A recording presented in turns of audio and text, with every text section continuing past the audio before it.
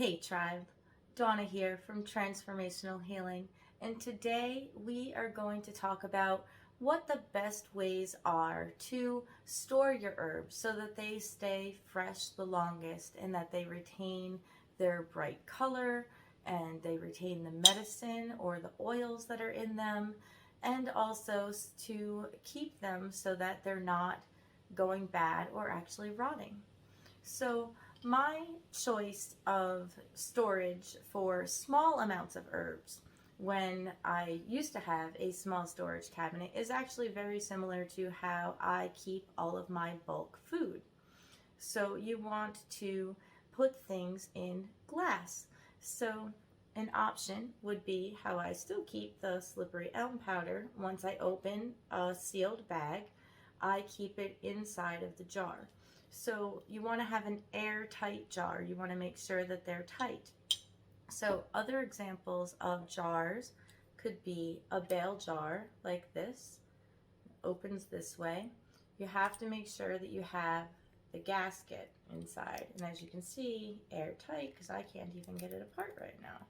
Let's see. Nope, can't even open it. So these bale jars hold things really tight as long as they have a gasket in them. You just close it down like this. Another example of a bale jar is a bale like this. And this is one of my food jars actually. And you can see it has the nice airtight seal inside of it. And that's really important for when you are doing your herbs. You could also do pretty little jars like what I send out some of the salts in, because they are also airtight. Those are difficult to open. So things that are airtight are going to keep the herbs fresher a lot longer. You could, if you need to, this jar is plastic. Now what I keep inside this jar is some beach sand that I have collected. But as you can see, it has a pretty good lid on it. So that would also be airtight, but plastic is not as good as glass. You can go back to the glass style, and I have a lot of the incenses that I make and sell in the shop in little tiny amounts in my bottles for my private collection that I use. And I like the decorative bottles because we all love the decorative bottles. Now, I don't put very much in here because cork is not quite as airtight. The air can always seep through and it won't keep the herbs as fresh as if you have them in a sealed jar. And then another thing you want to make sure that you avoid, now the only jar I could find in my house that actually didn't have the seal on it is the one that my husband uses for his M&Ms, which are in there maybe 2 or 3 days and then they are gone. So you can see there's only a couple in here, but a loose jar that has no airtight seal is not a good place to store your herbs. They are definitely going to get bad a lot faster. They're going to get really stale, they're going to dry out, or they could get moist. There's all sorts of things that can happen when you use a non-sealed container. Now, the reason that I send you all of the herbs that you order in the air bags is because the plastic bag, as I usually get out as much of the air as possible out of them when I send them, and these are okay, the 2 ml bags, to store your herbs in and to keep your herbs in. They're not as good as the glass, but they are the next best thing because they are airtight. But that's only if you keep them airtight. And I purposely, and if you keep them labeled. Something else that we need to talk about. Storing your herbs. Everything needs to be labeled so that you know what it is. So I purposely added air to this. You can see that it is definitely not airtight. There's a lot of air inside this bag. And this bag is not labeled. Now, I happen to be able to look at this bag and say, that's desert sage. You might not be able to do that.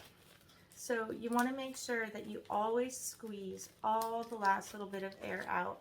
And a great way to do that is to seal it all the way up except a little bit and to roll the bag and then seal it. So you get a lot more of the air out, and you can kind of see that it sucks in. So when you're doing plastic bags, you want to make sure that there's no holes in your bags and that they are able to be airtight. Now, like I said, you also want to make sure that you are labeling everything that you put your herbs in. So whether you're like me and you go label maker crazy, or you're able to use the labels that I send to you, because sometimes if you're careful, it'll come off the bag. I want to peel that one off before I send it. But you can make your own labels, you can make fancy labels, but just make sure that you label how long you've had those herbs and label what the herbs are. Now, when I store herbs here at the house, I'm getting them in big, at least 1 pound containers.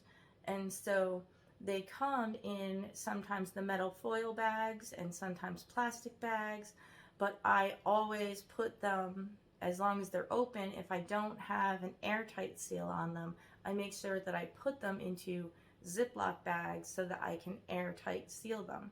And then all of those bags are stored alphabetically inside of plastic tins, because inside of plastic bins, because another thing that you need to be very careful about is that although it looks really pretty to have a gorgeous apothecary sitting out in your room all on the shelf, you want to make sure that that is never getting direct sunlight. Direct sunlight, even in a nice little jar, is going to make your herbs lose their color, lose their medicinal value, and can also damage the herbs over time. So indirect sunlight is okay, but direct sunlight shining on your herbs all the time is not good. So if you want to have the pretty apothecary set up with all the beautiful jars, you might want to consider putting some sort of shade on it so that you can have kind of like curtains that can cover it, even if it's just something really thin like the curtains here. You can see the light coming through, like some sort of sheer, at least diffuse the light a little bit, that you can pull back when you want to use it, but also keep it closed. Or consider putting it in some sort of cabinet that's inside, not necessarily as pretty, but it helps to keep them organized and it helps to keep them in the dark. And that is also true for when you have already turned your herbs into tinctures. So all of the tinctures that I have that are brewing are inside of a closed cabinet downstairs, and they're brewing, and every day I open them and tip them and mix them around. And the ones that are already in the amber bottles, which that's why we use an amber bottle, is to keep the sun out from destroying the medicine, are also stored in a dark cabinet. So I don't mind the ones that I'm using for myself personally are on my Lazy Susan out in the kitchen, but the sun never directly comes in that window. It's on the north side of the house. So I don't have that problem in the kitchen. I get some indirect sunlight, but never direct sunlight. So it's okay for me to keep the ones that I use every day out on the counter. All the ones that I'm not using all the time that are in my personal stock are put away in my closet, inside of a box and all organized, so that when I need them, I know exactly where they are.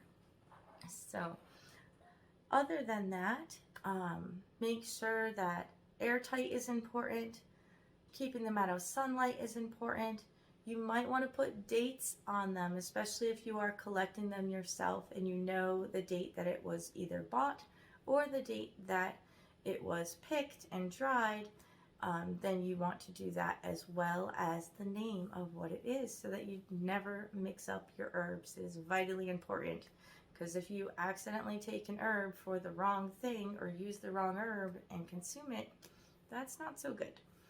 Another thing you want to make sure you do is never keep them in the paper bags. Remember, I told you in our last video for harvesting and then drying that sometimes it's a great idea to dry some of the herbs in a paper bag. Once they're dry, make sure that you get them into an airtight sealed container as fast as possible, because they will continue to decompose. They'll continue to dry out. And I guess that's about it for today, but I hope that that helps you with some ideas for better ways versus not so good ways to be storing your herbs, and how to keep them fresh and keep them vital. And next Thursday, we will be chit-chatting about the difference between herbal teas, which is actually a misnomer. So we're going to talk about what is a tisane and what is a decoction, and how do you make each, and when would you use each for what types of herbs. So I hope to see you on Thursday, and until then, many blessings, tribe. I'll see you very soon.